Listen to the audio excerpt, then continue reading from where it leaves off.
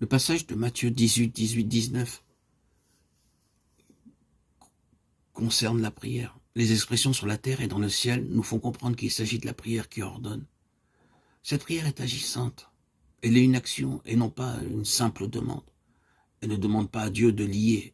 Elle lie. Cette prière de commandement comporte deux aspects. Lier et délier.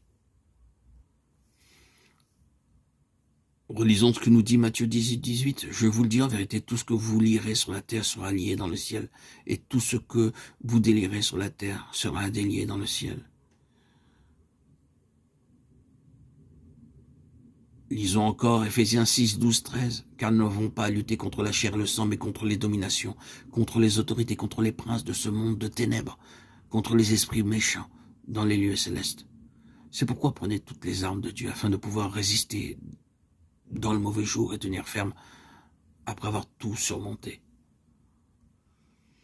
Pendant les réunions, nous devons lier tous les comportements désordonnés des frères et sœurs, lier tout ce qui perturbe l'œuvre et vient des gens du monde, lier tous les esprits méchants et les démons. Satan dans toutes ses activités. Nous devons gouverner en tant que rois sur toute chose. Quel que soit le lieu dans le monde ou parmi les frères, nous devons gouverner comme des rois. Nous pouvons aussi délier les personnes, délier les frères timides, ceux qui devraient sortir et travailler pour le Seigneur, délier l'argent retenu par les croyants pour l'usage du Seigneur, délier les vérités de Dieu. Nous sommes les ambassadeurs de Dieu, jouissant de l'extraterritorialité sur la terre. Nous pouvons demander au ciel de gouverner sur la terre.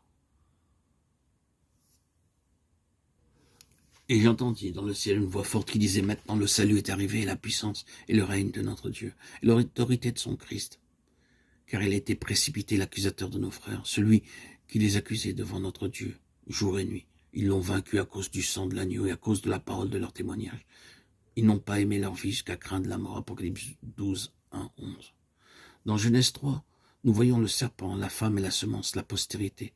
Dans Apocalypse 12, les trois sujets sont décrits de nouveau, le serpent, la femme et le fils mâle. Le jugement de Dieu s'exerce envers le serpent ancien. Et ce jugement est révélé dans Genèse 3.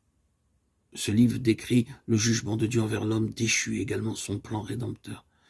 Tu marcheras sur ton ventre, est la déclaration de Dieu sur Satan. Celui-ci ne peut plus œuvrer que sur la terre. Il ne peut plus agir dans l'univers. Tu mangeras de la poussière tous les jours de ta vie, suggère que Dieu a décrété que désormais l'homme fait de poussière sera la nourriture de Satan.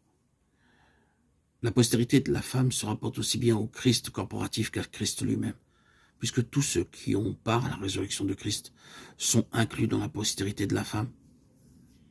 De même que le Seigneur naquit de la femme sans l'aide de l'homme, ainsi le nouvel homme, né dans le croyant, est dépourvu de la nature adamique. De même que Christ est le Fils de Dieu, le nouvel homme est aussi un Fils de Dieu, puisque Christ n'est pas né de sang. Ainsi l'homme nouveau n'est pas né de sang, ni de la volonté de l'homme. Jean 1, 12, 13. À partir du chapitre 3 de la Genèse, l'espérance de Dieu et de l'homme fut centrée sur la postérité, la semence ou le germe de la femme. C'est pourquoi Satan est très attentif à l'égard de la postérité. C'est à cause de cela qu'il suggéra à Hérode de tuer le Seigneur, qu'il tenta le Seigneur dans le désert, qu'il le harcela pendant les 3 années et demie de son ministère public. Mais en tout cela, le Seigneur fut victorieux.